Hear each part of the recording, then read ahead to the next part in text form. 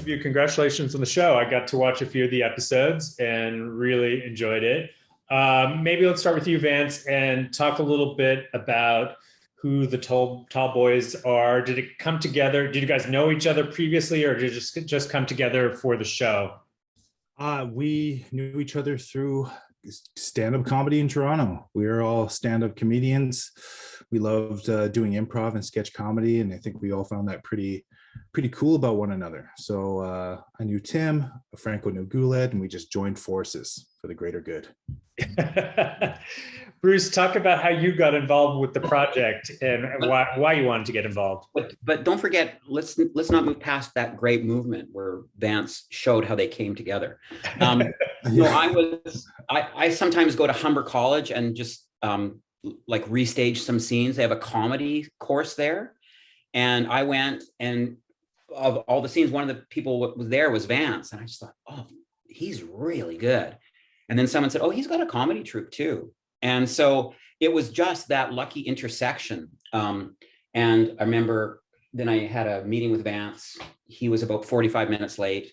And, and I think sweating because it was a hot day in Toronto. And I interviewed him and I said, oh, okay, come in my writing room. And then of course, the first thing I made him write was a character he was going to do where he's in love with my actual wife, who's going to be in the show. But I got to know them.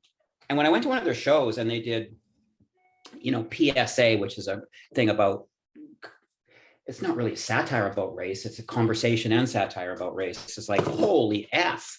And then, and then they did all this other silly stuff. I thought, oh my God, these guys are great. These guys are it. So, I just kind of wanted to do a comedy show with them. And it's not quite that easy, but we worked a little bit and then it worked out. And CBC was really, really into it. Yeah. So let's talk a little bit about the humor. I mean, it's I thought really, really funny. A lot. What are some of your favorite sketches in the season so far? For first season, I'd say PSA is probably one of my favorite sketches. End Racism Now is, if you're familiar with that one, but it was the first sketch that we ever wrote. And we all kind of hopped into just a little mini writer's room with the four of us, sat down. This was the first idea, and we just laughed and laughed and laughed and put it on stage that night. And that was just kind of the beginning of everything. So that holds a really special place in my heart. Yeah. You, Bruce? Well, I love it all, but there's nice little moments of monologues where you get to know each of the guys in different ways, and they all do it, and they're all really good at it. And it was fun to just watch them like work together as they're like living together, like the monkeys in a house or something. And also the music stuff once they realized how cool, Tall in the Club, or, once you add other elements and lights and camera moves and how fun those fun ideas can be. So, some are really small and personal and some are really big. And that's kind of what I love, the mix of the two, really. Mm-hmm. Yeah. I mean, I think some of the political humor is really funny too. The Indigenous versus Penny it's like really hilariously funny. And you talk about some of the political stuff that you guys do, and how do you negotiate that line of doing something that kind of hits at the humor, but maybe trying to go right up to the line, but maybe not over it. I guess just put on the blindfold, ignore the line, and then listen when someone tells you to stop. I guess you've gone too far, but you just keep following what's funny to you, and all of that was just funny. And then you got to listen to your mentors and stuff. And Bruce really helped guide, a lot of sketches. I think this is the right way to go with this idea. Yeah, but also like first of all, who's doing something like comparing, a First Nations person to a penny, like on TV, and Vance is allowed, that's the fun part. Vance is allowed. We have a great scene in the third season about how bad the drinking water is on the reservations, which is an ongoing insanity here in Canada. And it's like, of course, Vance can satirize that, and it's hilarious. And they all have their points of view that are all either cultural or social, where they're allowed. so that's one of the powers, I think, of the show. Yeah, and it is interesting that it's definitely one of the more diverse comedy troupes that you've seen on TV, and that's kind of powerful because you can touch on and deal with a lot of different issues that maybe other comedians don't. Talk about that as sort of one of the strengths for the show, that you do have this kind of these different voices that maybe you haven't seen as much of as we should have.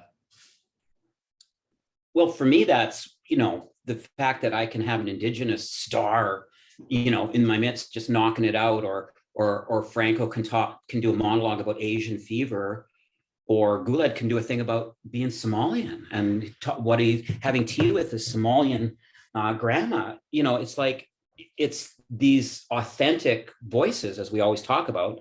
No one was cast for this show. There's no, can we have some special players who are of other, colors or something? It's like these four who each have their thing, and then they have their fourth thing together. And one of the interesting things for me was always like, I don't really know how they make decisions. Sometimes I was in on them. Sometimes you say, okay, you guys go away and then come back and tell us which scenes you want to do and which ones you don't. And so they have their power as a group, and then they have their individual points of view and powers from their own, cultural points of view. Yeah, Vance, can you speak to that a little bit? Yeah, just yeah, it's pretty, like Bruce is right. Like, no one was cast for this, and we're all pretty smart comedians. We were, a lot of the stuff that you see on the show was, we touched on in our stand-up coming up. And Toronto is it's most diverse city in the entire world. I mean, you're going to have many different stand-up comedians, and many different comedy troupes who are just being influenced by so many different people from so many different backgrounds. And we saw them speaking their truth, and they're like, well, what's the difference between, say, Dave Marhej and myself? We were both, young brown men with families. Like, the way he speaks about his family is incredible. And, I want to, influence my comedy as well.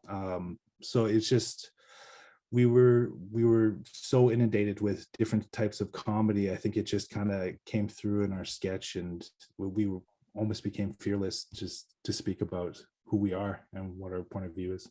Yeah. Well, and that's another thing about the show that I think is wonderful, and the way the guys work is, as the kids in the hall, we were our own group, but we were also other great writers and other great directors who helped us and stuff. These guys are fiercely want to include the comedy community.